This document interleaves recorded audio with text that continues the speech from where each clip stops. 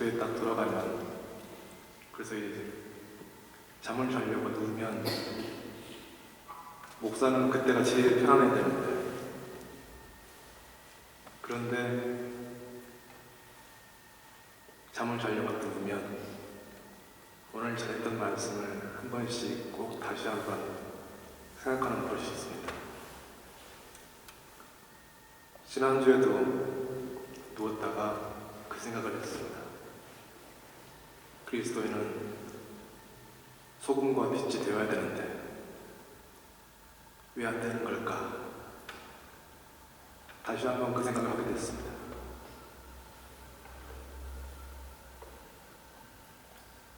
세상의 소금과 빛으로 역할을 하는 그리스도인, 그것을 말씀드렸는데, 그렇게 예수님이 가르쳐주신 진리의 말씀에 따라서 그리스도인만의 독특한 맛을 내자고 말씀을 드렸습니다. 진리의 빛을 밝히는 그리스도인이 되자고 말씀을 드렸었습니다.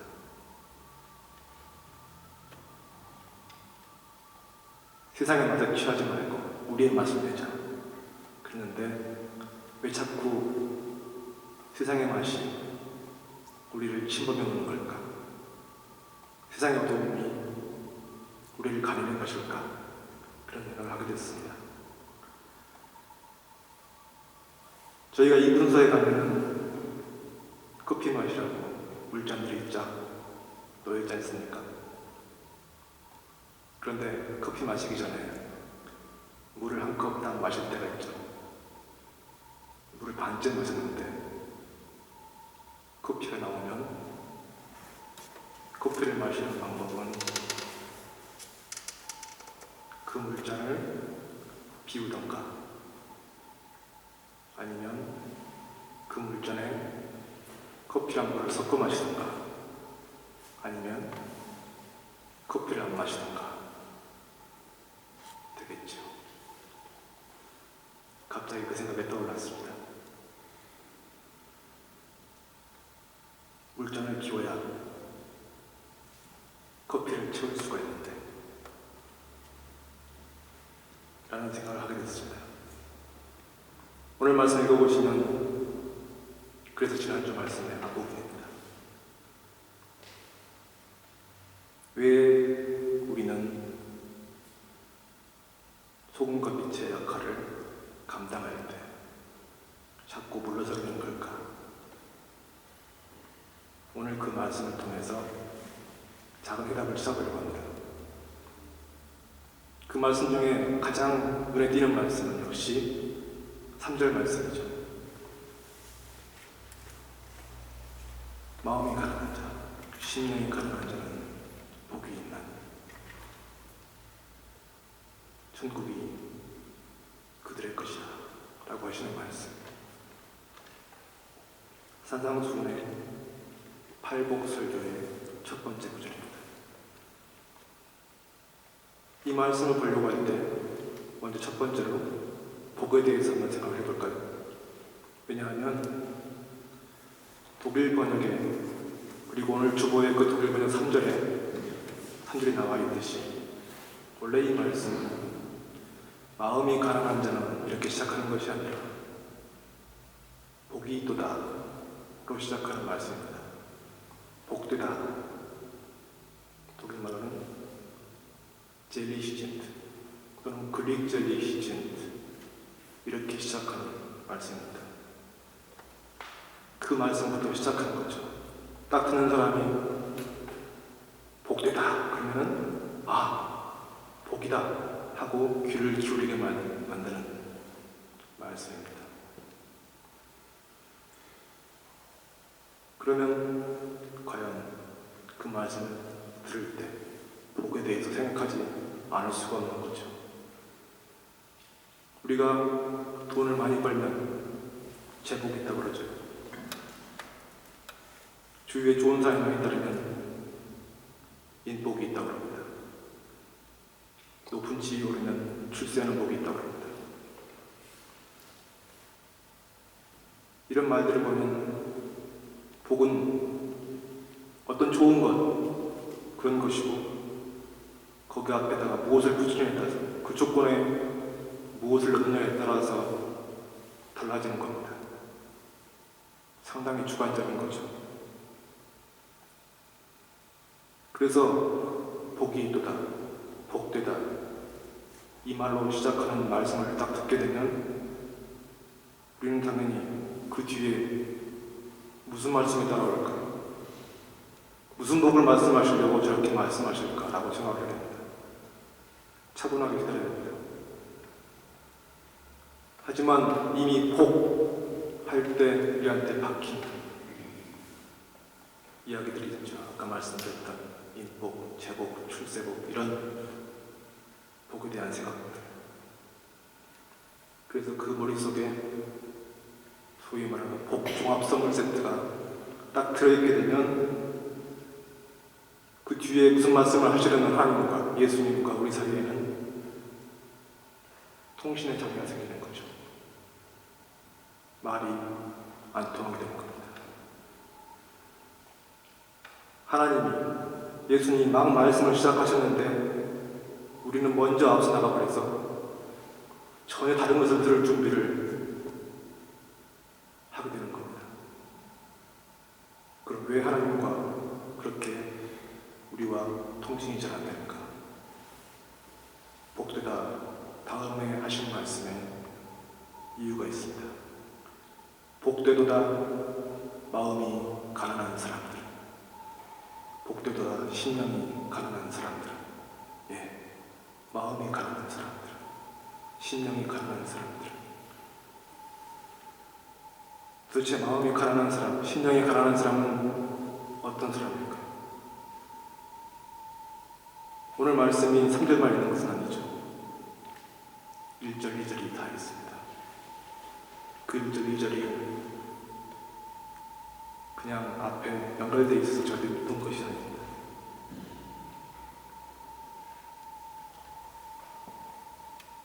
산상구순을 시작하려고 인도하려고 있는 구절같이 보이지만 그 1절과 2절은 굉장히 의미심장한 그림을 담고 있습니다. 이 산상설교를 하시기 전에 그 앞부분에 보면 예수님께서 갈릴리를 두루 다니시면서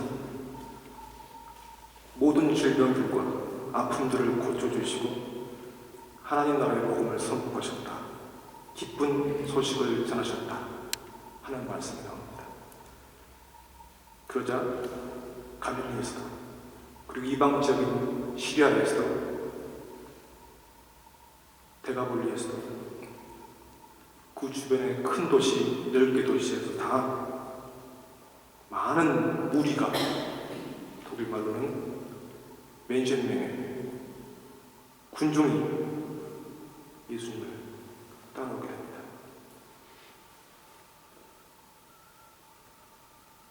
예수님께서 1절에 보면 그 무리를 보셨다라고 말합니다. 무리를 보시고 그 무리가 왜 따라오는지 아시는데 굳이 산으로 올라가십니다. 산으로 올라가시니까 누가 따라왔느냐? 우리가 따라온 것이 아니라 제자들이 따라왔습니다. 제자들이 오니까 예수님은 입을 열어서 제자들을 가르치셨다. 이렇게 말합니다. 무리가 모여들었습니다. 그 무리라는 말은 지금 쓰는 맹해, 군중 이 말과 똑같습니다. 목적도 없고 방향도 없고 다 제각각의 자기 관심만 가지고 있는데 모여든 사람들,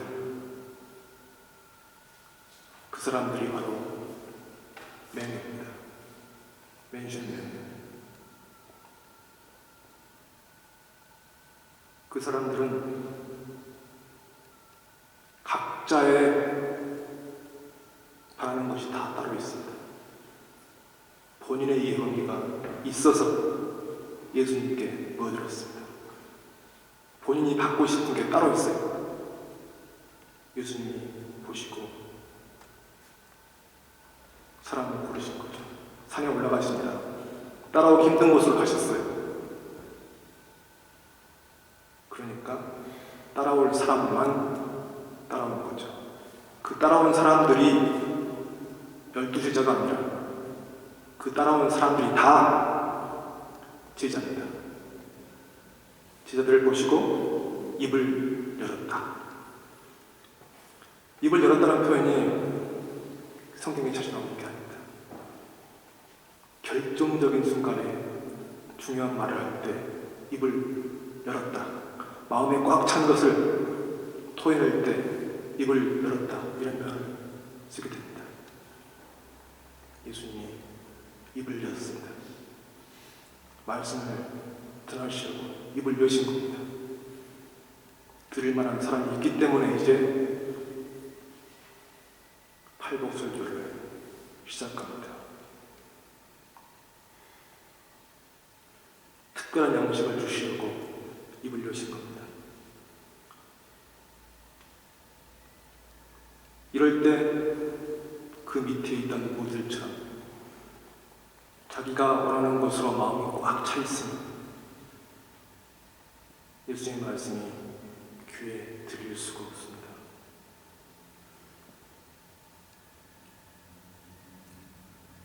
또 다른 예를 들어보면 예수님께서 예루살렘에 들어가시기 직전에 왕이 되시는 줄 알고 세베대의 아들 야고보와 요한이 예수님께 요구를 합니다. 예수님께서 영광의 자리에 앉으시는 우리를 그 오른쪽과 왼쪽에 앉혀주십시오. 그리고 그 이야기를 듣고 다른 제자들이 또 화를 냅니다. 새치겠다고 화를 냅니다. 예수님이 모든 제자들한테 실망하셨습니다. 그렇게 가르쳤는데 그 제자들마저 막판에 그 욕심에 실족한 것을 보고 실망하셨습니다. 다시 한번 가르치십니다. 세상의 사람들은 자리를 얻는 것이, 높아지는 것이 남을 내리누르는 것인 줄 알고 그것이 좋은 것인 줄 알고 있지만 너희는 그래서는 안 된다. 세상에서는 으뜸이 되는 것이 잘나서 그러는 것인 줄 알고 있지만 너희는 그래서는 안 된다. 너희들은 섬기는 자가 되야 된다. 세상에서 원하는 모든 것들은 섬기기 위해서 있는 것이지 그것이 곧 목적이 아니다 라고 말씀하십니다. 그것입니다. 예수님께서 말씀하시는 것은 세상에서 한 자리 하려고 하는 이유는 그 자리에 앉으면 내가 다른 사람보다 나은 사람이라고 생각하기 때문이다 라고 말씀하시는 겁니다. 그런데 하나님 입장에서 보면 하나님이 다스리시는 곳에서는 더 나은 사람은 한 명도 없다 라고 말하는 것입니다. 하나님 앞에서 인간은 다 똑같은 존재인데 더 높은 줄 알고 있는 사람은 정말 어리석다 라고 말씀하시는 겁니다. 오직 딱 한 사람, 남을 섬기는 사람만이 하나님 나라에서는 으뜸이다 라고 말씀하셨습니다. 결국 세상이 복이라고 생각해서 얻으려고 애쓰는 모든 것은 사실은 다 복이 아니고 누군가를 섬기기 위한 도구가 되어야 된다 라고 말씀하십니다. 이제 오늘 말씀하시러 와서 그런 마음이 가난하는 것이 무엇일까? 우리는 좋은 직업, 좋은 직장, 부, 지위를 다 추구할 수 있습니다. 그것은 전혀 나쁜 것이 아닙니다. 하지만 절대로 그것은 궁극적인 목표가 아닌 것입니다. 독일인물로 하면 하우프트자크가 아닙니다. 그것들은 다 내변자예요. 진짜 중요한 것은 그것을 통해서 섬기는 것입니다. 예수님은 그렇게 말씀하셨습니다. 그것을 통해서 섬기지 못하면 주와 객이 전도되는 것이라고, 뒤바뀌는 것이라고 예수님은 말씀을 하시는 것입니다. 그리고 주 객이 전도되면 내가 그것을 다스리는 것이 아니라 지위가, 돈이, 그런 것들이 나를 오히려 거꾸로 다스리게 될 것이다 라고 말씀하신 바 있습니다. 그리고 그런 것이 마음에 차 있으면 절대로 말씀의 깊은 진리는 우리 마음에 들어올 수가 없다고 말씀하시는 겁니다. 그래서 마음이 가난한 자들은 복이 있다. 왜냐하면 마음이 가난하면 진리를 마음에 담을 수 있기 때문입니다. 말씀을 들을 수 있기 때문입니다. 그리고 마음이 가난하면 볼 수 있는 것이 있습니다. 어디를 바라보게 될까요? 하나님 나라를 바라보게 됩니다. 하지만 아까처럼 주객이 전부되어 있으면 무슨 나라를 바라보게 될까요? 돈의 나라, 힘의 나라를 바라보게 됩니다. 오늘 말씀이 뭐라고 합니다. 복되도다 마음이 가난한 자들. 왜냐하면 하나님 나라가 그들의 것이기 때문입니다. 이렇게 말씀합니다. 세상에가 그대로 있으면, 왜냐하면 하나님 나라가 그들의 것이기 때문입니다 라고 하는 그 뒷부분이 도저히 이해가 될 수 없습니다. 그리고 그렇게 세상의 생각을 피우지 않으면, 마음을 청결하게 하지 않으면 우리의 신앙은 기복에서 조금도 앞으로 나아갈 수 없습니다. 사람이 복을 추구하는 것은, 좋은 것을 추구하는 것은 지극히 정상적인 심리지만, 하지만 그것은 지극히 어린 유치원생 같은 신앙입니다. 그 신앙에서 훨씬 깊어지고 진리에 가까워진 신앙으로 우리는 나아가야 합니다. 예수님께서 그래서 말씀하시는 겁니다. 여러분, 좀 전에 제가 군중과 제자를 말씀드렸죠. 우리는 그렇게 군중이 될 수도 있고, 아니면 좀 더 자라나서 제자가 될 수도 있습니다.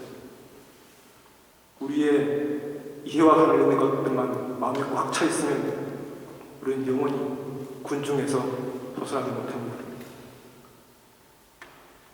마음을 하나님의 말씀을 들을 수 있도록, 그 진리를 담을 수 있도록 먼저 비워야 합니다. 마음이 가난하지 않습니다. 세상이 좋다고 하는 것들을 목표로 삼는 것이 아니라 그것을 도구로 삼아서 하나님이 말씀해 주신 섬김의 삶을 살아가겠다. 그것의 목표를 정할 수 있어야 됩니다. 그래야 지금 이 땅에도 다스리시는 하나님의 나라가 눈에 보입니다. 그리고 그 나라를 우리가 소유한 것이 복되구나 하는 것을 깨달을 수 있습니다. 여러분, 군중이 되시겠습니까? 제자가 되시겠습니까? 마음을 세상의 것들로 채우시겠습니까? 아니면 섬김을 위해서 청결하게 비우시겠습니까? 제자가 되시는 여러분, 마음을 청결하게 해서 하나님 나라를 소유하시는 여러분 모두 되시기를 주님의 이름으로 축원합니다. 기도하겠습니다.